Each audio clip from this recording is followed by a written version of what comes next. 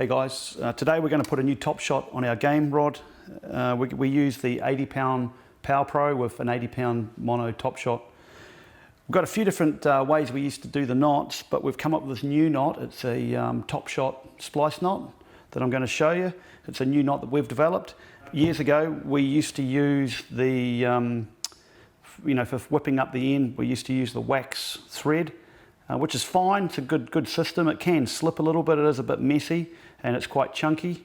Then there's another knot that we've done, which is a series of half hitches, which is also a very good knot. But this new knot, we use the PR bobbin. It's a sort of a hybrid knot off the PR knot, with a few changes to suit obviously whipping up the end of a splice. So what we need is a good set of braid and mono cutters, cigarette lighter, a nice sharp blade for tapering the end of the monofilament, and the splicing needles. We use the Daho needles. They're nicely thin walled, so they go through the Powerpro nice and easy. All right, so to start off, we need to taper the end of the mono.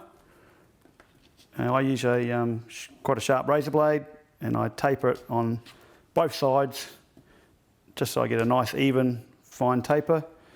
And then we can thread the mono up inside our Daho splicing needle. So once we've got the mono inside the needle, we then want to start it into the Powerpro hollow ace braid. I leave about 60 centimetre tag end because we need that for the finishing knot or the splice at the end. So we're now going to start and put the needle inside it. The secret to pushing a needle up inside the braid is actually to pull the braid over the needle, not pushing the needle in. You actually want to pull the braid over top of the needle, and it slides in a lot easier. Just check that. Yep, and so that's just over 2 meters long. So we're going to bring the needle out the end of the braid, pull it off, and then we've got the end of the mono with the nice taper on it. So what we're going to do now is we're just going to pull the braid back up to obviously hide the mono, so it's inside there. And it's a nice smooth connection there. And then what we're going to do is just grip that and then just pull the braid back down over the mono to get it nice and tight. And there we go, and that's where the tag ends in there. So this is stage 2. We've got that tag end, and this is where we use the PR bobbin. So what we're going to do is we're going to actually use the bobbin to wind the line back down over the braid, and then we're going to do a tight weave all the way back up and over top of the mono. So I'm just going to thread this onto here.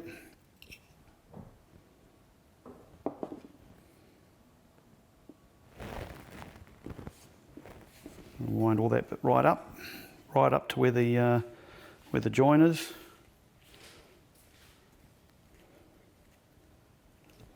There we go. You want to leave it about 60, 70 centimetres. And what you got to do is you've got to grip where that mono comes out of the braid, and then just turn that down loosely, back down on top of itself, over top of the braid. Then you're going to grip the PR bobbin there, and that's when you can start your turns back down. And we're going back down over top of the mono now.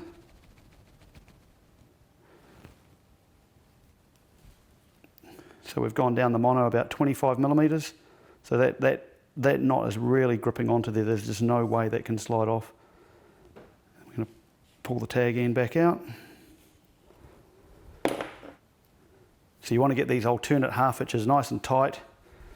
I do about 3, just so they dig into the mono a little bit without compromising the strength of it. So there you go, we've got that all linked off there. All right, so we've got our 3 alternate half hitches to lock it off. Now we're going to do the finishing knot. So we're basically going to loop it over the mono and then wind it back down the mono 5 times. This is the braid tag end. 1, 2, 3, 4, 5. And then you basically just grip the line there and then unravel itself. So you're going to turn it back 5 times. So You can see there how it's unwinding. 3, 4, 5, rightio, and then all you need to do is just pull the tag end through.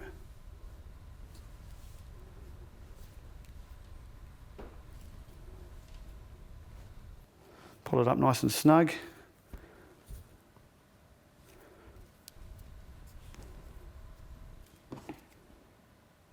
And cut that tag end off. What I like to do is just burn the tag end off, or burn it back down onto the braid. You need to be very careful that you don't burn it too much, so it doesn't compromise the strength. But once that's got a little mushroom or burnt end on it, it won't come undone. So there you go, guys, that's our top shot splicing knot. Nice and secure, won't slip, and it's very thin and it'll go through the guides nicely. Alrighty, so we're done. I'm just going to wind this up and put my top shot on. Thanks for watching.